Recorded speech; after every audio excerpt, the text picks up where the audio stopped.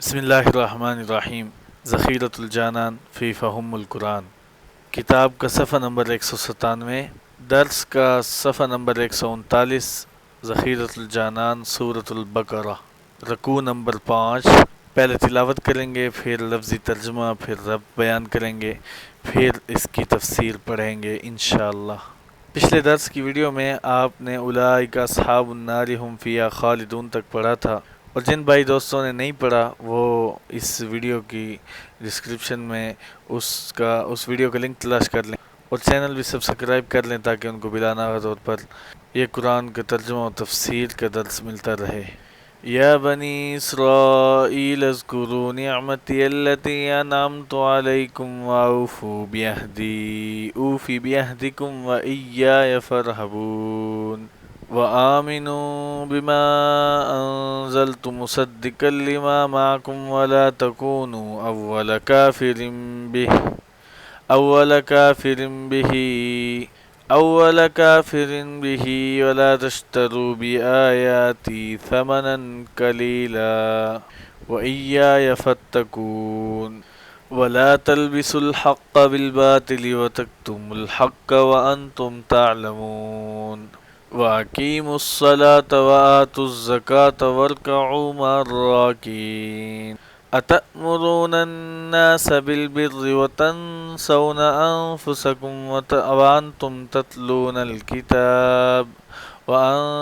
تتلون الكتاب أفلا تعقلون واستعينوا بالصبر والصلاة وإنها لكبيرة إلا على الخاشعين الذين يظنون أنهم ملاقو ربهم وأنهم إليه راجعون۔ لفظی ترجمہ۔ یا بنی اسرائیل، اے بنی اسرائیل، اذکروا نعمتی یاد کرو میری نعمتوں کو، التی انعمت علیکم جو میں نے تم پر انعام کیے، وَأَوْفُوا بِعَہْدِی اور پورا کرو عہد کو، اوف بعہدکم میں پورا کروں گا تمہارا عہد کو، وَإِیَّایَ فَارْہَبُونَ اور خاص مجھ ہی سے ڈرو، وَآمِنُوا بِمَا أَنزَلْتُ اور ایمان لاؤ اس چیز پر جو میں نے نازل کی ہے، مصدقا لما معکم جو تصدیق کرنے والی ہے اس چیز کی جو تمہارے پاس ہے، وَلَا تَكُونُوا أَوَّلَ كَافِرٍ بِهِ اور نہ ہو جاؤ تم پہلے منکر اس کے، وَلَا تَشْتَرُوا بِآیَاتِی اور نہ خریدو میری آیتوں کے بدلے، ثَمَنًا قَلِیلًا تھوڑی قیمت، وَإِیَّایَ فَاتَّقُونَ اور خاص مجھ ہی سے ڈرو، وَلَا تَلْبِسُوا الْحَقَّ بِالْبَاطِلِ اور خلط ملط نہ کرو حق کو باطل کے ساتھ، وَتَكْتُمُوا الْحَقَّ اور نہ چھپاؤ تم حق کو، وَأَنْتُمْ تَعْلَمُونَ اور حالانکہ تم جانتے ہو، وَأَقِیمُوا الصَّلَاةَ وَآتُوا الزَّکَاةَ اور قائم کرو نماز کو اور ادا کرو تم زکوٰۃ کو، وَارْکَعُوا مَعَ الرَّاکِعِینَ اور رکوع کرو تم رکوع کرنے والوں کے ساتھ، أَتَأْمُرُونَ النَّاسَ بِالْبِرِّ کیا تم حکم دیتے ہو لوگوں کو نیکی کا، وَتَنْسَوْنَ أَنفُسَكُمْ اور بھول جاتے ہو اپنی جانوں کو، وَأَنْتُمْ تَتْلُونَ الْكِتَابَ حالانکہ تم کتاب پڑھتے ہو، أَفَلَا تَعْقِلُونَ کیا پس تم سمجھتے نہیں ہو، وَاسْتَعِینُوا بِالصَّبْرِ وَالصَّلَاةِ اور مدد طلب کرو صبر اور نماز کے ساتھ، وَإِنَّهَا لَكَبِیرَةٌ اور بے شک یہ نماز البتہ بھاری ہے، إِلَّا عَلَى الْخَاشِعِینَ مگر ان لوگوں پر جو عاجزی کرنے والے ہیں، الَّذِینَ يَظُنُّونَ وہ لوگ جو یقین رکھتے ہیں، انہم ملاقو ربہم بے شک وہ ملاقات کرنے والے ہیں اپنے رب سے، وانہم الیہ راجعون اور بے شک وہ اسی کی طرف لوٹنے والے ہیں۔ اب ہم اس کا رب بیان کریں گے، رب پڑھیں گے۔ ان آیات کا پچھلی آیات کے ساتھ رب یہ بیان فرماتے ہیں کہ پہلے نعمت عامہ برآمہ کا ذکر تھا، یعنی نعمتیں بھی عام تھیں اور تھیں بھی عام مخلوق پر، اور اب نعمت خاصہ اور خاصہ برخاصہ کا ذکر ہے، یعنی نعمتیں بھی خاص اور جس قوم پر ہوئی ہیں وہ بھی خاص ہیں، یعنی بنی اسرائیل۔ ان نعمتوں کی تفصیل آگے کئی رکوعوں تک بیان ہوگی۔ اسرائیل کا معنی، اسرائیل حضرت یعقوب علیہ السلام کا لقب تھا۔ اسرا کا معنی ہے عبد اور ایل کا معنی ہے اللہ، مکمل معنی بنے گا عبداللہ۔ اللہ تعالیٰ نے ان کو دوبارہ بیٹے عطا فرمائے تھے، بیٹی نہیں ہوئی تھی۔ ان 12 بیٹوں میں سے صرف حضرت یوسف علیہ السلام پیغمبر تھے، باقی بھائی جمہور کے نزدیک پیغمبر نہیں تھے۔ حضرت یعقوب علیہ السلام کی اولاد اور اولاد در اولاد کو نبی بنی اسرائیل کہتے ہیں۔ بنی اسرائیل میں اللہ تعالیٰ نے تقریباً 4000 پیغمبر مبعوث فرمائے ہیں۔ ان کے آخری پیغمبر حضرت عیسیٰ علیہ السلام تھے، جن کا ذکر قرآن کریم نے اس طرح کیا ہے: بنی اسرائیل پر انعامات ورسولا الی بنی اسرائیل۔ حضرت عیسیٰ علیہ السلام کو بنی اسرائیل کی طرف رسول بنا کر بھیجا گیا، اور 4 مشہور آسمانی کتابوں تورات، زبور، انجیل اور قرآن مجید میں سے 3 پہلی ان کو دی گئیں، اور مشہور اس لیے فرمایا کہ ان کے علاوہ اور کتابیں اور صحیفے بھی ہیں مگر وہ مشہور نہیں ہیں۔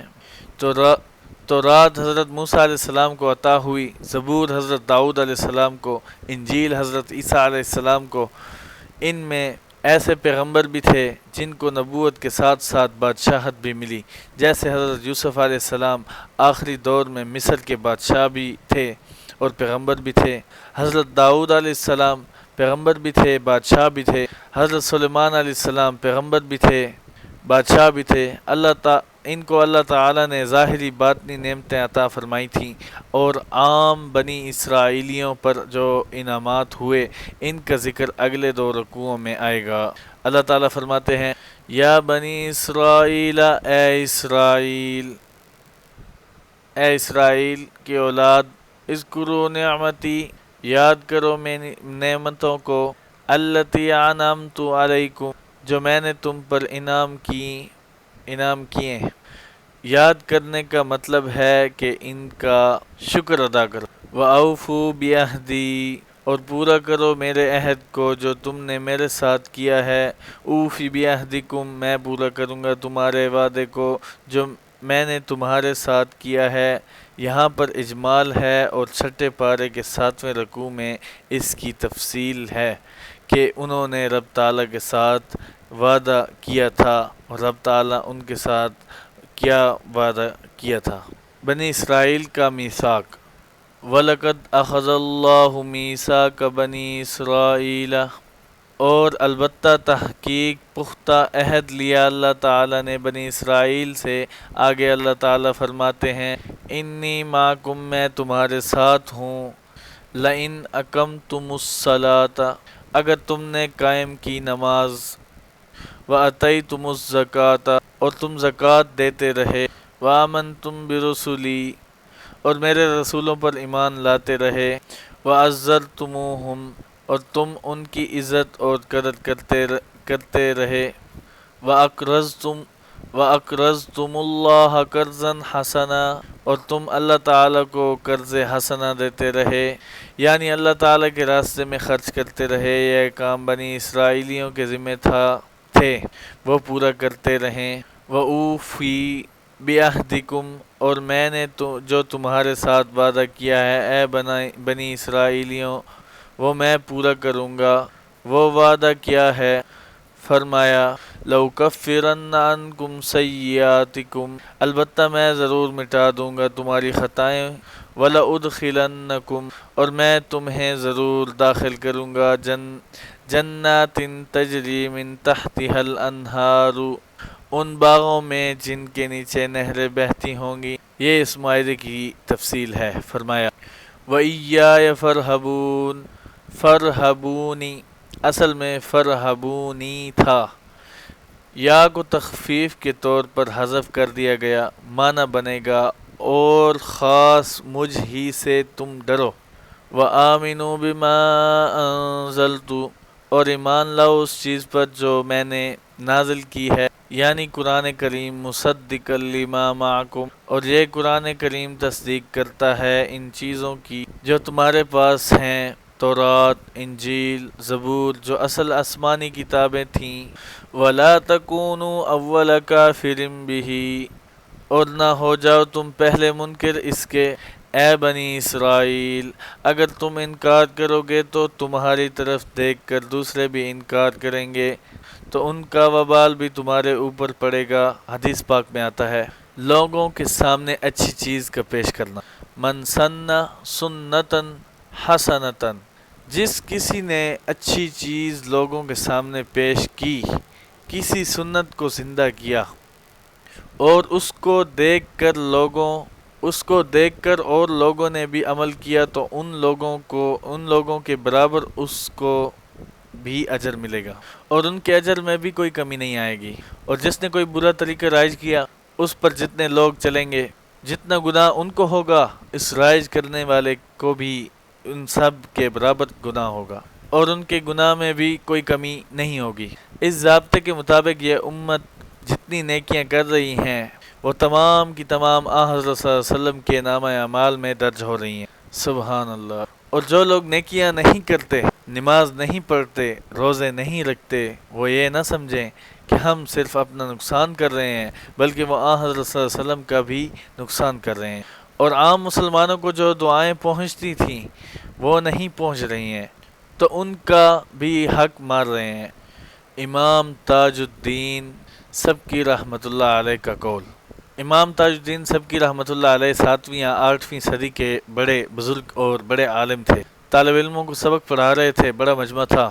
فرمانے لگے اگر میں قاضی اور جج ہوتا اور کوئی شخص میرے پاس آ کر مقدمہ درج کراتا کہ فلاں آدمی نے نماز نہ پڑھ کر میرا حق مارا ہے، تو میں مقدمہ درج کر کے اس کے خلاف کارروائی کرتا کہ واقعی اس نے اس کا حق مارا ہے۔